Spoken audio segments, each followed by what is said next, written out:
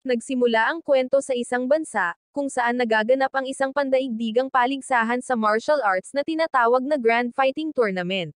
Ang kaganapang ito ay ginaganap bawat dekada upang matukoy ang pinakamalakas na tao sa mundo. Si Peter Grill, ang bida, ay nasa huling labanan ng paligsahan, at isang sentor ang kalaban niya. Desidido si Peter na manalo hindi lamang para sa kanyang sarili, kundi maging sa kanyang minamahal na si Labella. Nagawa niyang talunin ang sentor sa pamamagitan ng pagbali sa mga sungay nito. Dahil sa tagumpay na ito, siya ang unang tao na nanalo sa tournament sa loob ng 150 taon. Pagkatapos ng paligsahan, si Peter ay nasa sabik na sumugod sa bayan upang salubungin si Labella. Sa kanyang paglalakbay, nakilala niya si Mimi, isang kapwa-miyembro ng kanyang guild, na bumati sa kanya at humingi ng pabor. Sa kanyang pagtataka, pinakiusapan siya ni Mimi na magkaroon ng anak sa kanya. Natigilan si Peter at pinagalitan si Mimi dahil sa kanyang malaswang kahilingan. Gayunpaman, naiintindihan niya na si Mimi ay sumusunod sa kanyang mga kaugalian ng ogre at pinatawad siya. Inulit ni Mimi ang kanyang kahilingan, ngunit ang kanyang kapatid na si Liza ay namagitan at ipinahayag na gusto rin niyang magkaroon ng anak ni Peter. Ipinaliwanag ni Liza na bilang pinakamalakas na tao, maraming lahi ang hahabol sa kanya para magkaroon ng inanak. Nagtagumpay si Peter na makatakas sa kanilang pagkakahawak at nahanap si Labella sa isang simbahan. Ipinahayag ni Labella ang kanyang pagnanais na magkaroon ng anak pagkatapos nilang ikasal. Napagtanto ni Peter na si Labella ay may mga maling akala tungkol sa panganganak dahil sa impluwensya ng kanyang ama. Nagpasya silang magkaroon ng isang lihim na pakikipag-ugnayan at magdasal ng magkasama. Pagkaraan, bumalik si Peter sa kanyang silid upang matagpuan sina Lisa at Mimi sa kanyang kama, na gustong matulog sa kanya. Sa una ay sinubukan niya silang paalisin, ngunit dahil sa mga inaasahan ng mga nanunood, hinayaan niya silang manatili. Sa kabila ng sitwasyon, patuloy na pinapaalala ni Peter ang kanyang pangako kay Labella at sa kanilang pakikipag-ugnayan. Hindi nais ni Peter na ipagkanulo si Labella sa pamamagitan ng pagkakasangkot kay Mimi at Liza, ngunit nagawa nilang akitin siya sa kanilang mga hitsura. Kinaumagahan, pinagsisihan ni Peter ang kanyang ginawa at iniyakan ang kanyang kahinaan. Maya-maya lang ay kumatok si Labella sa kanyang pintuan. Sa pagmamadali, itinago ni Peter sina Mimi at Liza sa aparador, na labis silang nainis. Pumasok si Labella sa silid at napansin ang pawis na si Peter. Nagsinungaling siya na sinasabing nagsasanay siya, at pinaniwalaan ito ni Labella.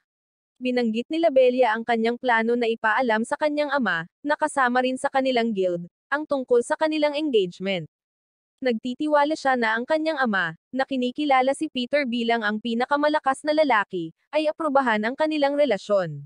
Determinado na makuha ang basbas ng guildmaster, umaasa si Peter na matanggap siya ng ama ni Labella. Gayunpaman, ang guildmaster, si Albatros Sanctos, ay nagpag-ulat kay Peter sa pamamagitan ng pagtanggi sa kanilang pakikipag-ugnayan at pagpapahayag ng galit. Nagbanta pa siyang papatayin si Peter. Buong tapang na tumayo si Labella sa kanyang ama, nagbanta na iiwan siya kapag hindi niya ito bibigyan ng kanyang mga basbas. Nag-aatubili, inaprubahan ni Albatros ang kanilang pakikipag-ugnayan ngunit ginawang malinaw ang kanyang paghamak kay Peter, na patuloy na nagbabanta sa kanya. Isang engranding selebrasyon ang ginanap bilang parangal sa kanilang engagement. Ibinahagi ni Labella kay Peter na nagkaroon siya ng lakas ng loob na manindigan sa kanyang ama dahil nagtiwala siya kay Peter at gusto niyang makasama ito. Ngayon ay masayang-masaya si Peter, ngunit ang kaligayahan ay isang iglap. Nang nag-iisa siya sa restaurant, lumabas ang ogresses at binabati si Peter sa kanyang engagement.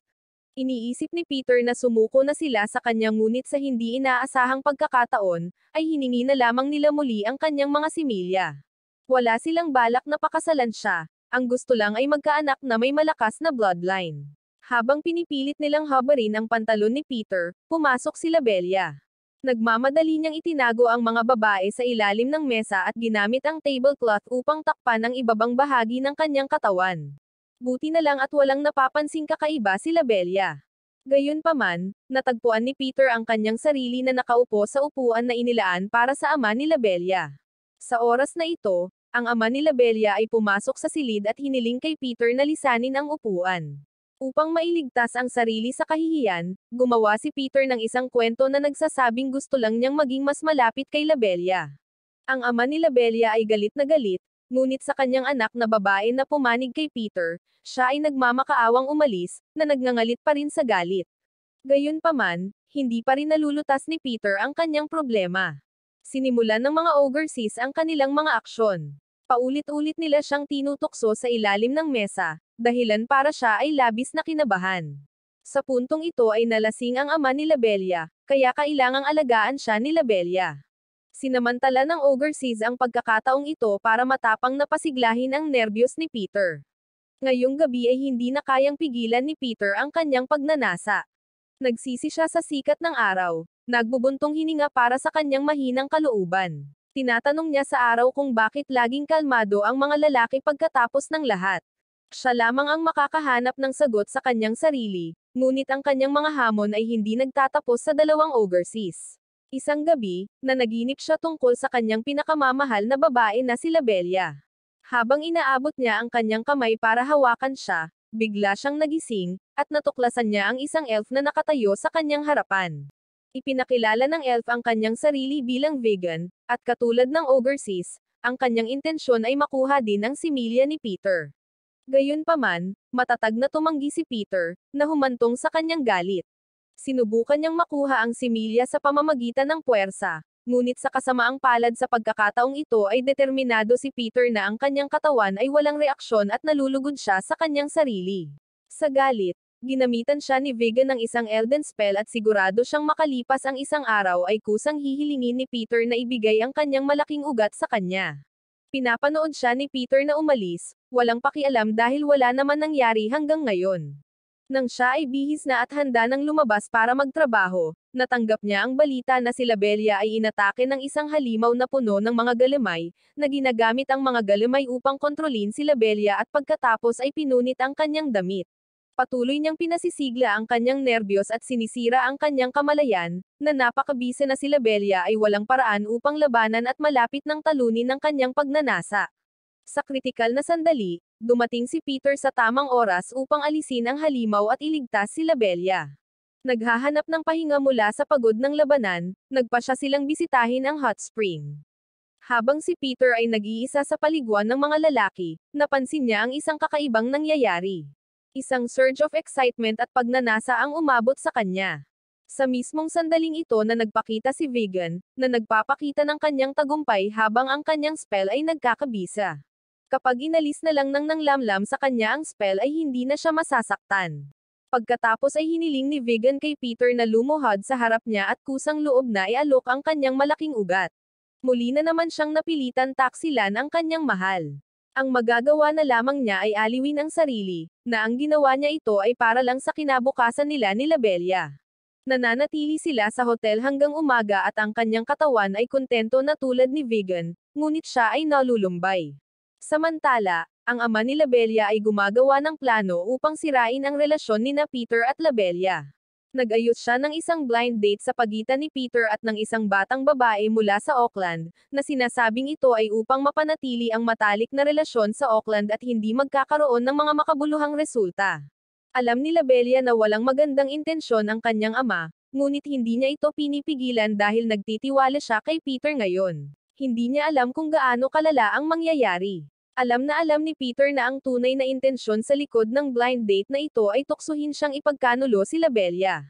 Nananatili siyang matatag sa kanyang paniniwala, na naniniwalang hindi siya kailanman maaakit sa isang hindi kaakit-akit na orc. Gayunpaman, ang orc girl na nakatalagang samahan siya sa date ay namumukod tangi si Piglet sa iba.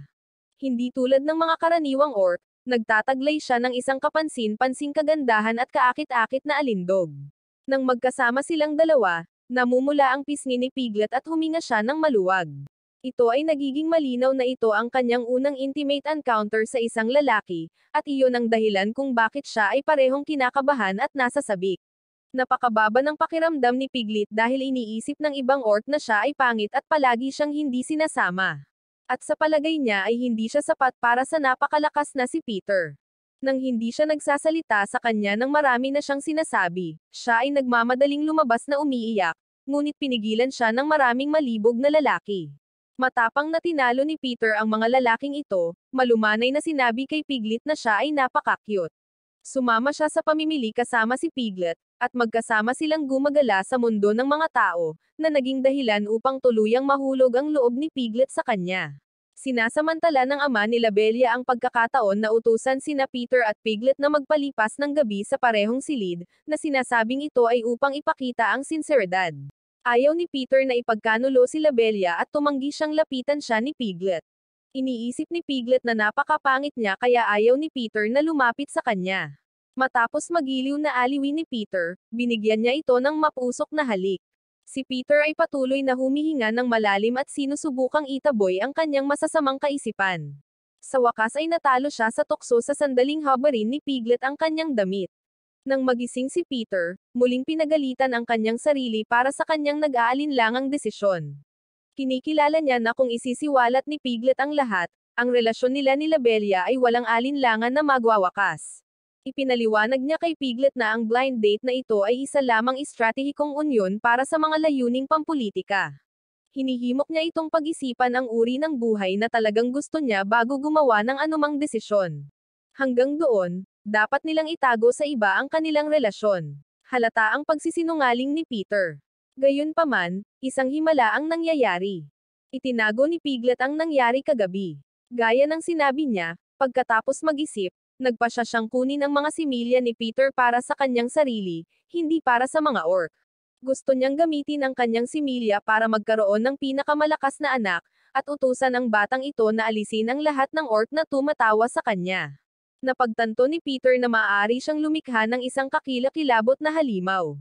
Sa kanyang pag-uwi may 4 na babae na humihingi ng kanyang similya, sina Vegan, Piglet, Liza at Mimi. Habang nakikipagkumpetensya sila para kay Peter, isang matinding labanan ang sumiklab. Si Piglet ang matalino sa kanila. Siya ang nagkusa na ipakita ang kanyang kahinaan sa harap ng 3 mapuwersang babae, na pumukaw ng simpatiya ni Peter. Pagkatapos nito, ipinakita niya ang kanyang mahusay na katawan, na nagpapahiwatig na si Vegan ay mas masahol pa kaysa sa kanya. At pagkatapos ay ipinatawag nila si Agape, isang diwata na masusukat ang pagpukaw ng lalaki at sumusubok ng iba't ibang paraan upang makipagkumpetensya sa kanilang alindog. Si Peter ay bigo sa patuloy na tunggalian sa pagitan ng mga babae. Iminungkahi ng kanyang kapitbahay na ayusin ang alitan sa pamamagitan ng alkohol, at atubiling sumang-ayon si Peter. Gayunpaman, siya ay nabigla nang ang mga babae ay naging mas walang pigil at malandi pagkatapos maglasing. May mga mapang-akit na aksyon dahil nagbigay ito ng higit sa pinakamataas na puntos at ang pinaglaban ni Peter ay gumuho. Kinaumagahan, puno ng pagsisisi, muli niyang ipinagtapat ang kanyang pagkakamali. Ang mga nasisiyahang babae ay iniisip pa rin na dapat nilang iwasan ang higit pang mga argumento. Gumawa sila ng isang kasunduan anuman ang pagsalungat kay Peter, sumasang-ayon sa isang schedule ng pagmamay-ari kay Peter. Mula noon, walang katapusang matalik na pakikipag-ugnayan si Peter sa mga babaeng ito. Pagkatapos nito, nakikipag-date siya kay Bella sa ipinangakong day off niya. Ine-enjoy nila ang kanilang pinakahihintay na oras bilang magkasintahan at masaya ang araw. Maya-maya ay oras na ng hapunan. Nasira ito sa hitsura ni Mimi at lumapit siya kay Peter para sa malaking ugat. Inakusahan siya ni Peter ng paglabag sa kasunduan, ngunit sinabi niya na ang isang libreng araw ng pahinga ay ang pinakamahusay na pagkakataon upang maiwasan ang iba. Hindi ito maintindihan ng simpleng babae na si Bella, sa pag-aakalang pinag-uusapan nila ang trabaho. Dali-daling dinala ni Peter si Mimi sa banyo at pinasaya siya. Sa tingin niya ay tapos na, sa kabaligtaran, ito ay simula pa lamang. Pagkaalis ni Mimi, sunod-sunod na nagpakita sina Vegan at Lisa. Pareho silang naghahangad ng kasiyahan mula kay Peter, na pinagkait sa kanya ang mahahalagang sandali kasama sila Bella, at nag-enjoy, umalis sila, kontento sa kanilang mga pagkikita. Ang date sa huli ay nagtatapos sa malaking pagkabigo. Galit si Peter pag-uwi niya, umiiyak siya habang naliligo. Sa kabutihang palad, handa si Piglet na makinig sa lahat ng kanyang kalungkutan, na nagdadala sa kanya ng kawalan ng seguridad. Hanggang sa binigay niya ang kanyang malaking ugat sa lambing ni Piglet, na hindi niya napagtanto na siya ay dinadaya.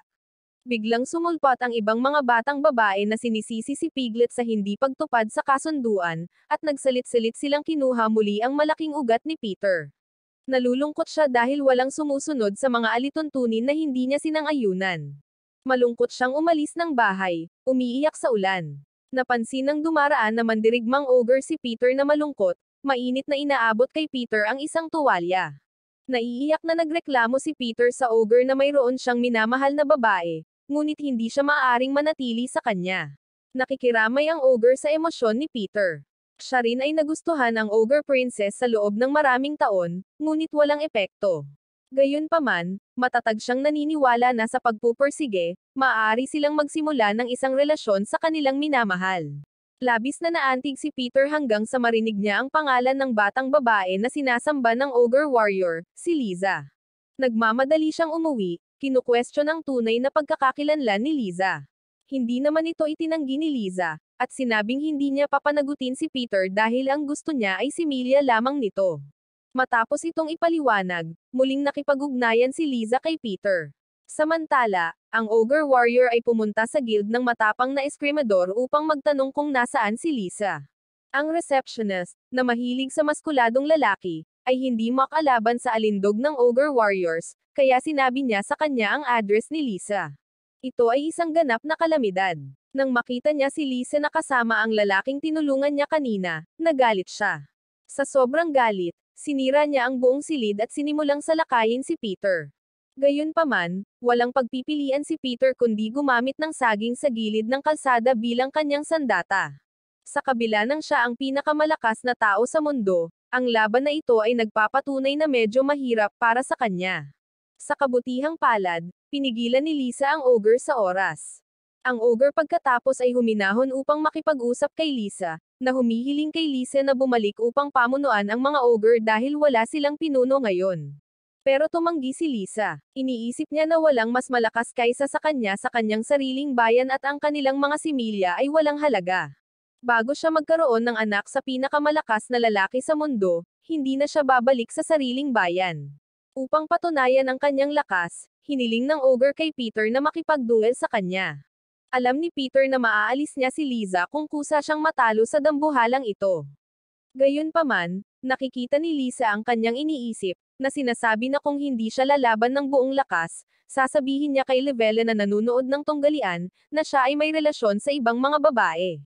Sa wakas, napilitan si Peter na talunin ang mandirigmang ogre, na mayroon ding dakilang kapangyarihan. Nang nalulungkot ang ogre warrior, buong tapang na ipinahayag ng receptionist ang kanyang pagmamahal sa kanya, na naging isang beacon ng liwanag sa kanyang madilim na mundo.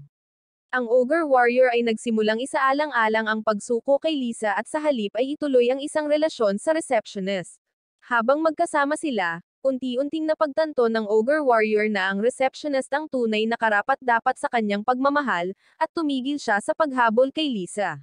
Dahil dito, labis na nadismaya si Peter, ngunit kontento si Liza na sinasabing hindi sinasang-ayunan ng ama ni Labella si Peter at hindi sila maaring magkasama. Naniniwala siya na ang tanging daan ni Peter tungo sa kaligayahan ay sa pamamagitan ng pagpapakasal sa kanya. Gayunpaman, nang si Peter ay nag-aalinlangan, biglang lumitaw si Labella. Ang kanyang kaibig-ibig na mukha ay nag-aalis ng lahat ng kanyang mga pagdududa, at siya ay determinado sa kanyang paniniwala na si Labella ang tanging babaeng gusto niya. Nang maglaon, sinabi ni Labella ang masamang balita na sinalakay ng mga goblins ang kaharian ng tao, at ang guild ng matapang na eskrimador ay kailangang pumunta upang suportahan ang mga tao. Magkahawak kamay sina Peter at Labella, na naniniwalang malalampasan nila ang anumang kahirapan kung magkasama sila. Gayunpaman, hindi napansin ni Peter ang apat na babae na sumusunod sa kanyang likod. Tila hindi sila susuko sa pagkuha ng malaking ugat ni Peter. Hindi nagtagal ay nakarating sila sa nayon at natuklasan na ito ay isang grupo ng mga babaeng goblins na umaatake sa nayon. Sa pagkakataong ito, sinimulan nilang salakayin ng mga lalaking tao upang makakuha ng mga similya ng tao para sa pagpaparami. Ang mga lalaking nalulula sa mga makapangyarihang goblins ay nasumpungan ang kanilang mga sarili na walang kapangyarihan na lumaban at maaari lamang umasa sa panalangin. Gamit ang kanyang hindi kapani-paniwalang lakas, nag-iisang tinatanggal ni Peter ang maraming goblins. Ang mga batang babae na sumusunod kay Peter ay aktibong sumali sa laban.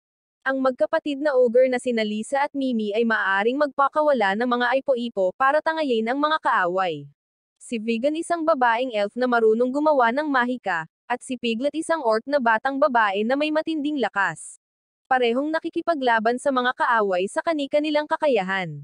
Hindi nagtagal ay nahuli nila ang mga goblins na sumalakay sa nayon, pansamantalang nilulutas ang krisis sa nayon. Pagkatapos ng labanan, hiniling ng mga batang babae kay Peter na matulog sa kanila bilang gantimpala sa kanilang katapangan sa labanan. Habang si Peter ay ginugulo ng mga ito, nakatanggap siya ng balita mula sa kanyang mga subordinate na ang kanyang kasintahang si Labelia ay nahuli ng ilang mga goblin.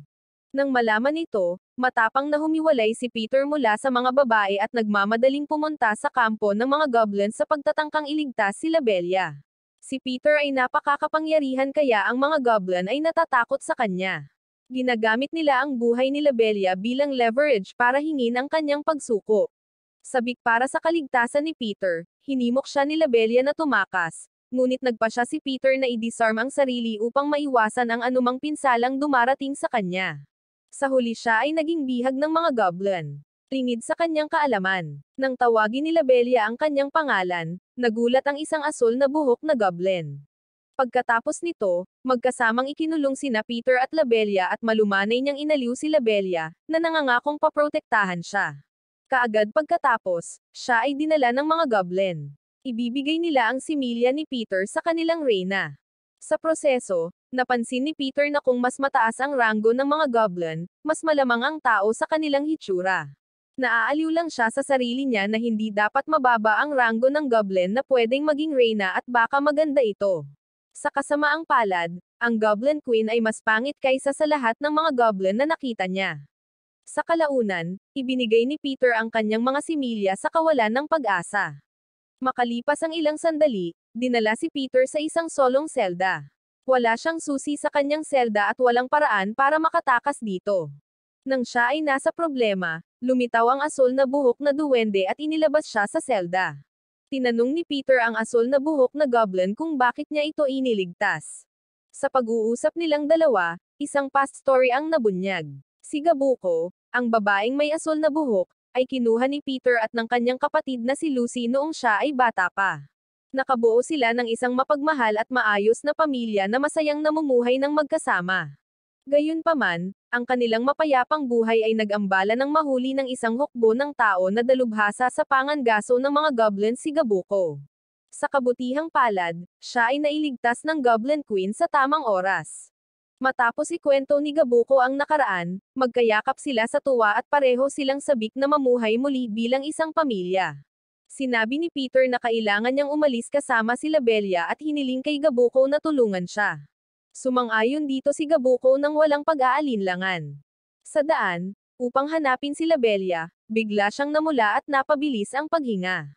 Sinabi niya kay Peter na dumarating ang isang panahon bawat taon na ang mga goblin ay nababaliw sa pagkakaroon ng mga anak, at na siya ay makakalma lamang kung makuha niya ang similya ni Peter. Nang marinig ito, hindi alam ni Peter kung paano ito haharapin. Samantala, ang mga mandirigma sa nayon ng tao ay matagal nang naghihintay kay Peter, ngunit hindi pa rin nakikita ang kanyang pagdating. Sa paghula na si Peter ay nahuli ng mga goblin, upang mailigtas siya, pumuslit sila sa tribo ng goblin. Sa daan, hindi nila sinasadyang na-trigger ang mekanismo at nahulog sa isang kuweba, nagkataon na natamaan si Peter. Matapos sabihin kay Peter ang nangyari, nakilala nila ang kilalang mangangaso ng goblin na si Kenji, na nag-e-explore din sa kampo ng goblin kasama ang dalawang tame goblins, ang mga mandirigma na naiintriga sa presensya ng mga hindi agresibong goblin. Humingi sila ng payo kay Kenji kung paano patahimikin ang mga agresibong goblin. Iminumungkahi ni Kenji na kung ang mga tao na lalaki ay kusang loob na makisali sa matalik na pakikipag-ugnayan sa mga goblins, ang kanilang agresibong pag-uugali ay maaring humupa. Gayunpaman, bago niya matapos ang kanyang mga salita, siya ay hinampas ng isang bato at nawalan ng malay. Ito ay nagiging maliwanag na ang iba pang mga goblin ay napansin na ang presensya ng mga mandirigma at pinalibutan sila. Ang mga mandirigma ay nagpupumilit na harangan ang pag-atake ng mga goblin, na sinasabi kay Peter na mabilis na hanapin si Labelia. Sa pangunguna ni Gabuko, nahanap ni Peter ang lugar kung saan nakakulong si Labelia. Gayunpaman, sa sandaling iligtas nila si Labelia, lumitaw ang reyna ng mga goblin. Pinagalitan ng Goblin Queen si Gabuko bilang isang taksil at inutusan ang kanyang mga nasasakupan na patayin si Gabuko. Sa sandaling iyon, hinaranggan ni Peter ang lahat ng pag-atake para kay Gabuko, ngunit hindi niya matatalo ang makapangyarihang Goblin Queen dahil wala siyang anumang armas. Ang magagawa lang niya ay tumakas kasama sina Labelia at Gabuko. Nang malapit na siyang mahuli ng Goblin Queen, dumating ang hukbo ng tao sa tamang oras at upang talunin ang mga goblin gamit ang kanilang numerong superiority. Sa pagtatapos ng digmaan, ang hukbo ng tao ay nag-issue upang maisakatuparan ang lahat ng mga nahuli na goblins, na naglalayong wakasan ang kanilang patuloy na pag-atake sa mga tao. Nang marinig ang tungkol sa pagbitay, naalala ni Peter ang panahon na puwersahang kinuha ng mga tao si Gabuko mula sa kanya. Napagtanto niya na ang pagpatay ay hindi malulutas ang malalim na pinag-ugatan na salungatan sa pagitan ng mga tao at goblins, at sa halip ay naniniwala na ang dalawang lahi ay dapat maghanap ng mapayapang magkakasamang buhay at maghanap ng mga paraan upang magkasundo ang kanilang mga pagkakaiba. Bigla niyang naisip ang paraan na binanggit ni Kenji at nagmamadaling pigilan ang hukbo ng tao sa pagbitay sa mga goblin. Kumpiyansa niyang sinabi sa lahat sa lugar na mayroon siyang paraan para pigilan ang mga goblin sa pag-atake sa mga tao. Pagkatapos nito, may kasama siyang goblin para matulog sa kuweba. Sa oras na lumabas sila, ang goblin ay naging lubhang masunurin. Lahat ng tao ay natigilan at sinusunod nila ang halimbawa ni Peter. Sa wakas, lahat ng goblin ay hindi na agresibo. Sa wakas ay nalutas ni Pedro ang alitan sa pagitan ng mga tao at mga goblin sa mapayapang paraan at sinasamba ng lahat. Sa gabi, ang isang engranding hapunan ay impyerno para sa kanya. Pinuno ni Peter ang kanyang sarili ng mga inumin upang mailabas ang pagod mula sa labanan at hindi nagtagal ay nalasing. Nang magising si Peter, nakita niya si Gabuko na natutulog sa tabi niya. Kaagad pagkatapos, nakita din niya ang iba pang mga babae sa kanyang silid. Napagtanto niya na siya ay natulog sa kanya habang lasing at umiiyak ng may pagsisisi. Kabigla-bigla, ang atensyon ni Peter ay nakuha ng isang sulat na nakalatag sa silid, na ipinadala ilang araw na ang nakalipas ng kanyang kapatid na si Lucy. Ipinaalam sa kanya ng liham ang paparating na pagbisita ni Lucy. Nang matapos niyang basahin ang sulat, narinig niya ang boses ni Lucy na tumatawag sa kanya mula sa labas ng pinto. Alam na palaging hinahamak ni Lucy ang panlilinlang at pakikipagrelasyon, napagtanto ni Peter na dapat niyang ilihim sa kanya ang presensya ng mga babaeng ito. Agad niyang hiniling ang mga babae na magtago bago buksan ang pinto upang salubungin si Lucy. Sa kanyang pakikipag-usap kay Lucy, nalaman ni Peter na narinig ni Lucy na gumawa ng kontrata sa kasal sina Peter at Labelia at pumunta sila upang batiin siya. Bilang karagdagan, nasa sabik niyang sinabi kay Peter ang balita na hindi pa nagtagal ay natagpuan niya ang kanyang ama na niloko at iniwan ang pamilya. Bilang paghihiganti, pinatay niya ng personal ang kanyang ama. Iniisip ni Lucy na si Peter ay dapat kasing masaya, ngunit pekeng ngiti lamang ang ipinakita ni Peter. Nagsisimula siyang mag-alala na kung makita ni Lucy ang mga babae sa kanyang silid, ang kanyang kapalaran ay magiging katulad ng sa kanyang ama. Mabilis na nangyayari ang inaalala ni Peter. Napansin ni Lucy ang maraming babae sa kwarto ni Peter, kabilang ang gamit para sa buhok na mukhang hindi naman kay Labelia. Naniniwala siya na nanloloko si Peter at pinaghahampas siya ng kanyang espada. Si Lucy ay napakalakas na si Peter ay maaari lamang tumakbo sa paligid kung siya ay nasa isang desperado na sitwasyon.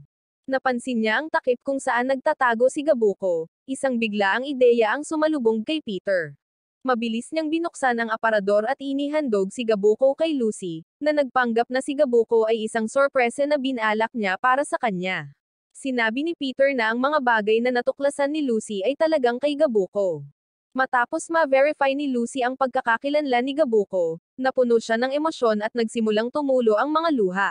Sa ngayon man lang, nagtitiwala siya sa paliwanag ni Peter.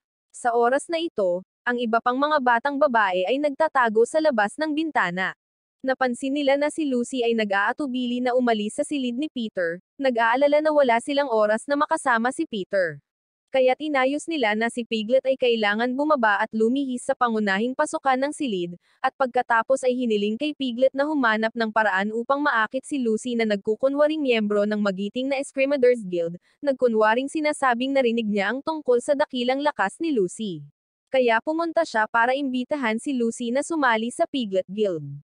Ang biglaang paglitaw ay pumukaw sa mga hinala ni Lucy at nagkunwari siyang sumang-ayon sa imbitasyon ng Piglets Guild, at lihim na nagtago ng isang baging device sa silid ni Peter bago lumabas.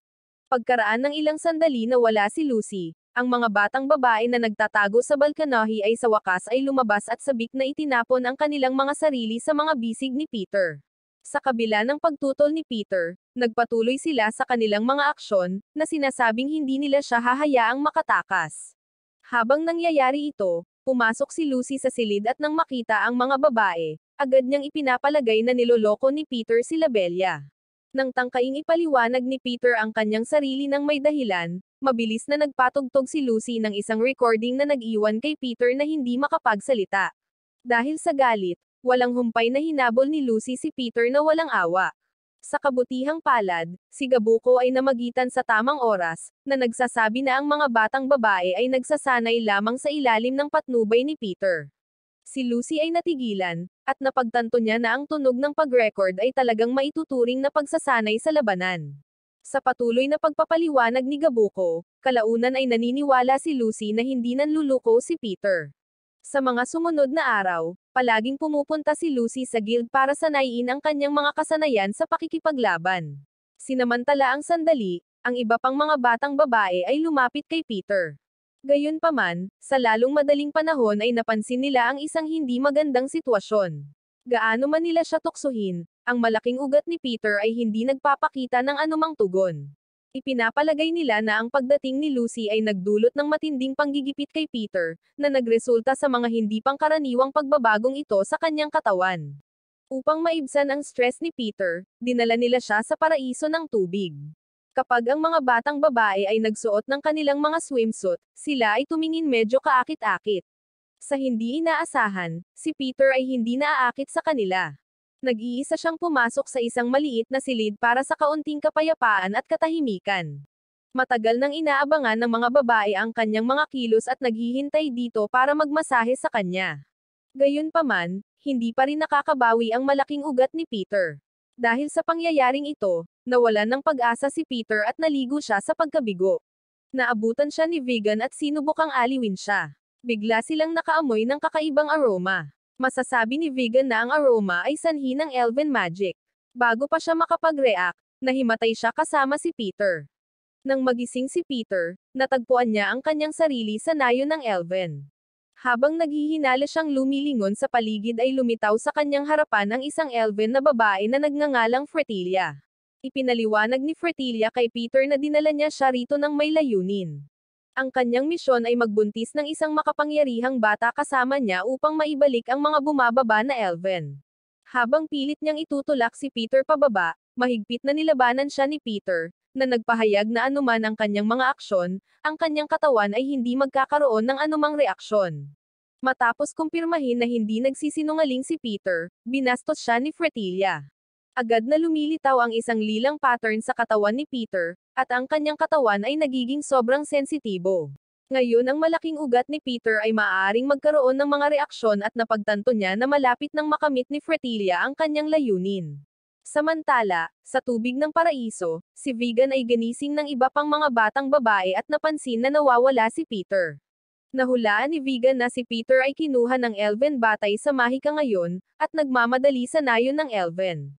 Nag-aalala tungkol sa kaligtasan ni Vegan, nagpa siya ang iba pang mga batang babae na pumunta sa nayon ng elven ng magkasama upang suportahan si Vegan, ngunit nabigo silang maabutan si Vegan at sa lalong madaling panahon ay nawala.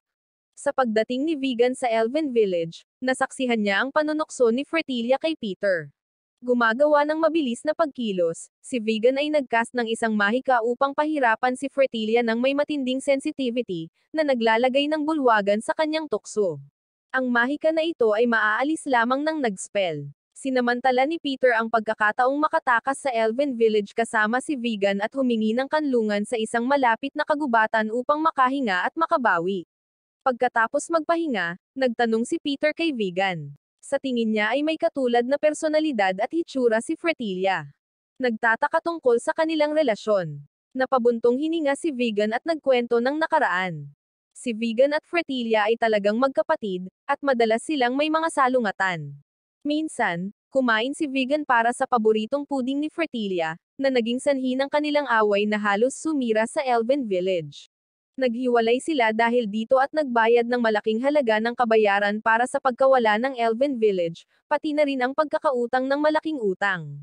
Upang mabayaran ang kanyang utang, nakipagkasundo si Fertilia sa kanyang pinagkakautangan na ipagbubuntis niya ang anak ni Peter, ang pinakamalakas na lalaki sa mundo, para sa Elven Village. Hindi gustong iwan si Fertilia na mag-isa para umako ng responsibilidad, nagpasya si Vigan na magpabuntis kay Peter bago si Fertilia. Nang marinig ang mga salita ni Vigan, pinayuhan siya ni Peter na gumawa ng inisyatiba at taos-pusong humingi ng tawad kay Fertilia upang magkasundo. Sa panghihikayat ni Peter, sinundan siya ni Vigan pabalik sa Elven Village. Gayunpaman, si Vigan, na kilala sa kanyang pagmamataas, ay nagpupumilit na panatilihin ang isang tunay na paghingi ng tawad at hindi sinasadyang nagsuot ng hindi kasiyasiyang ekspresyon sa kanyang mukha.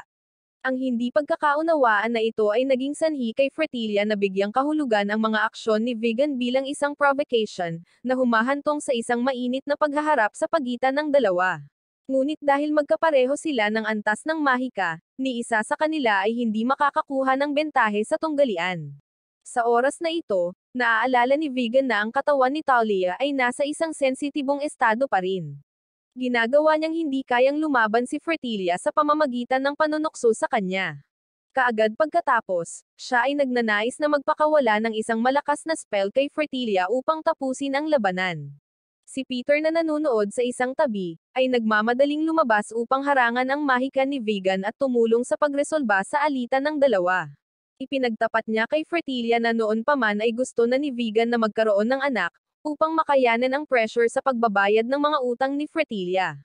Nang malaman ni Fertilia ang katotohanan, naantig siya sa mga aksyon ni Vigan. Sa kalaunan, nakipagkasundo sila sa pamamagitan ni Peter. Si Peter, na nakakaramdam ng tagumpay, ay naging lubos na ipinagmamalaki ang kanyang sarili para sa paglutas ng salungatan sa pagitan ni Vigan at Fertilia. Gayunpaman, sa kanyang pagmamalaki ay nakalimutan niya na sina Vigan at Fertilia ay hindi pa nababayaran ang kanilang mga utang, at kailangan nilang magkaroon ng mga anak ni Peter. Habang naresolba ang mga salungatan, pilit na hinihiling ni Vigan at Fertilia ang pagpapalagayang loob kay Peter, na iginiit na tuparin niya ang kanilang mga inaasahan.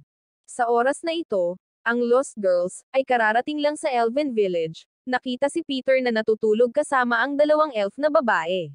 Nagalit ang mga babae at hiniling na sumama sa kanila. Nawalan ng lakas si Peter at nasa awa na ng mga babae. Hindi niya alam na sa guild ng Brave Swordsman, ang ama ni Labelia ay nagsasagawa ng isang pagsasabwatan laban sa kanya upang pilitin siyang makipaghiwalay kay Labelia. Nang bumalik si Peter sa guild, nakatanggap kaagad siya ng isang gawain na inayos ng ama ni Labelia.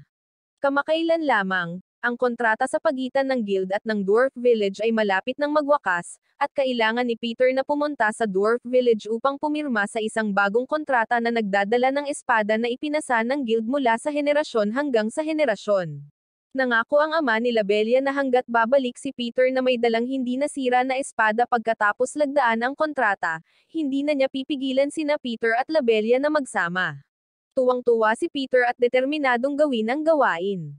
Pagdating sa bahay na may dalang espada, sabik na inaasahan ni Peter na subukan ito, ngunit nabigla lamang ito nang hindi inaasahang nahati ito sa dalawa. Napagtatanto ang napakalaking kahalagahan ng espada sa guild. Alam ni Peter na kapag nalaman ng mga miyembro na nabali na niya ang espada, tiyak na magkakaisa sila para hadlangan ang relasyon nila ni Labelia. Para sa kadahilanang ito, nahulaan ni Peter na ang ama ni Labelia ay sinasabotahe ang espada ng maaga upang e-frame siya.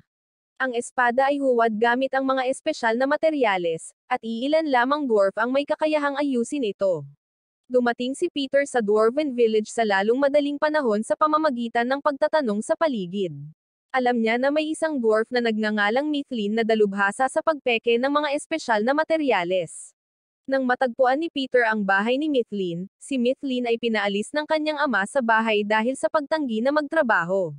Sa sandaling ito, napansin niya si Peter at kinilala siya bilang ang pinakamakapangyarihang tao sa mundo. Nalaman niya na gustong ayusin ni Peter ang espada at dinala siya sa kanyang laboratorio. Sinabi ni Mithlin kay Peter na hindi siya mahilig magtrabaho, ngunit mahilig magsaliksik. Nararamdaman ni Mifflin na kapag nakakuha siya ng sapat na kapangyarihan ay maaari siyang tumanggi na magtrabaho, kaya bumuo siya ng isang makapangyarihang robot.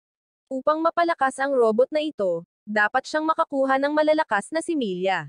Nag-aalok si Mifflin na tulungan si Peter na ayusin ang espada kung bibigyan niya siya ng sapat na mga similya at ang halagang kailangan niya ay 20 gals lamang.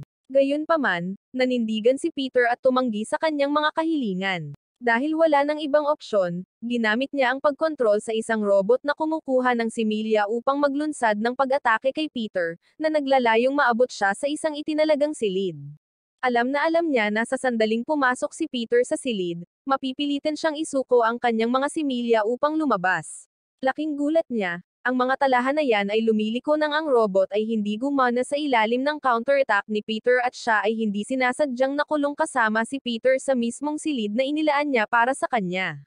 Matapos silang makulong ay kalmadong kumilos si Mifflin dahil mapipilitin siyang magtrabaho sa kanyang ama pagbalik niya sa nayon, at mas pinili niyang manatili rito. Ngunit nasa ibang sitwasyon si Peter. Darating na ang takdang panahon para makipagkontrata sa mga dwarf, at kailangan niyang umalis sa lalong madaling panahon. Pinipilit niyang buksan ang pinto sa pamamagitan ng puwersa, ngunit walang epekto. Sinabi ni Mifflin kay Peter na makakaalis lang sila sa partikular na silid na ito kung ibibigay niya ang kanyang malaking ugat. Sa bandang huli ay sabay silang natutulog sa kwarto. Samantala, kasama ng mga miyembro ng guild, ang ama ni Labelia ay nagtungo sa Dwarven Village, sabik na masaksihan ang kontrata sa pagitan ni Peter at ng mga dwarf. Sa pagkamangha ng lahat, si Peter ay wala kahit saan sa nayon, at ang ama ni Labelia ay may suot na mapagmataas na ekspresyon sa kanyang mukha. Ito ay nagiging maliwanag na siya ay sadyang sinasabotahe ang espada noon pa man, sa tanging intensyon na e-frame si Peter. Nagtanong si Abelia tungkol sa kinaroroonan ni Peter at natitisid sa balita tungkol sa kontrata.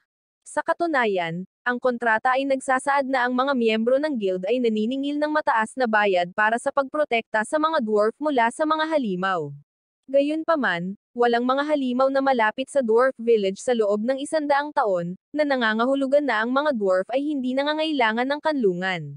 Sa pag-iisip na ang kontrata ay walang anumang pakinabang sa mga dwarf, iminungkahi ni Labelia sa kanyang ama na kanselahin ang kontrata, ngunit tinanggihan lamang dahil gusto ng kanyang ama na ipagpatuloy ang pagbulusok sa kayamanan ng mga dwarf. Dahil hindi nasuway ni Labelia ang kanyang ama, determinado si Labelia na maging mas malakas at bigyan ang sarili ng kumpiyansa na harapin ang kanyang ama. Magsisimula na ang seremonya ng pagpirma sa kontrata, ngunit hindi pa rin sumipat si Peter. Sinimulan ng lahat na isigaw ang pangalan ni Peter, at tanging ang ama ni Labelia lamang ang nakangiti ng husto.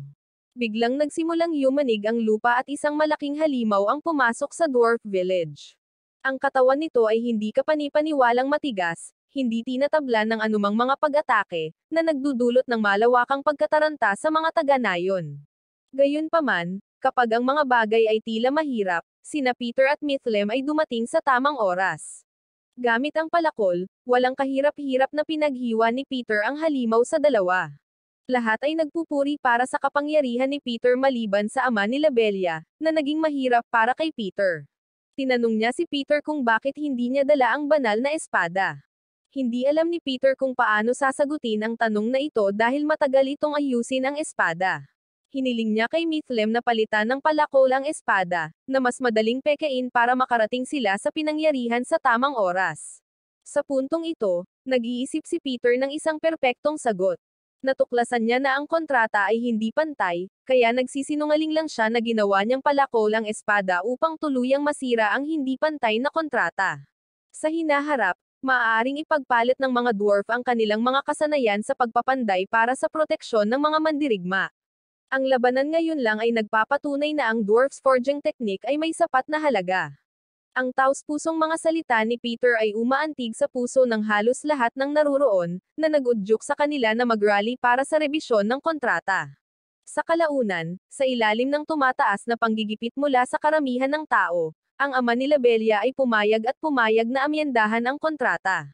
Tulad ng para sa kahilingan ni Peter, na nagdadala ng isang bagong kasunduan, gayunpaman, Nang ipahayag ni Labella ang kanyang pagnanais na makipagsapalaran kasama si Peter para sa ilang kinakailangang pagpapahinga sa sandaling matapos ang kaganapan, ang kanyang ama ay mahigpit na tinutulan ang ideya.